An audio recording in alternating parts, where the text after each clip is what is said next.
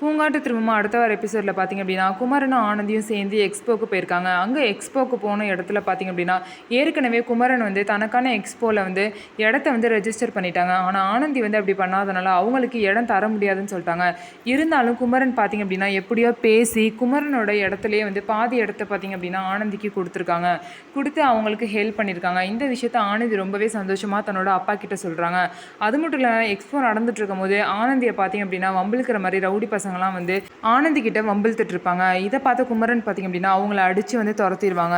இதுக்கப்புறம் வந்து எல்லாரும் சேர்ந்து வந்து மதுரைக்கு ஒரு டூர் மாதிரி போகலான்னு சொல்லிட்டு குமரன் வந்து ஒரு ஐடியா கொடுப்பாரு. ஆனால் இதுக்கு ஆனந்தி ஒத்துக்க மாட்டாங்க. உடனே ஆனந்தியோட ஃப்ரெண்டு குணா பார்த்திங்க அப்படின்னா ஆனந்தியோட அப்பா கிட்ட பேசி எப்படியோ வந்து ஆனந்தியை ஒத்துக்க வச்சிருவாங்க. இதனால எல்லாரும் சேர்ந்து பார்த்திங்க அப்படின்னா மதுரை ட்ரிப்புக்கு போகிறாங்க. குமரன் எதுக்காக இதெல்லாம் பண்ணிட்டு இருக்காரு அப்படின்னா எப்படியாவது ஆனந்தி கூட நிறைய டைம் ஸ்பெண்ட் பண்ணி அவங்க கூட அவங்கள புரிஞ்சுக்கிட்டு அவங்க கூட எப்படியாவது அவங்க மனசை வந்து நம்ம சைடு கொண்டு வந்துடணும் அப்படின்னு தான் இதெல்லாம் பண்ணிட்டு இருக்காங்க.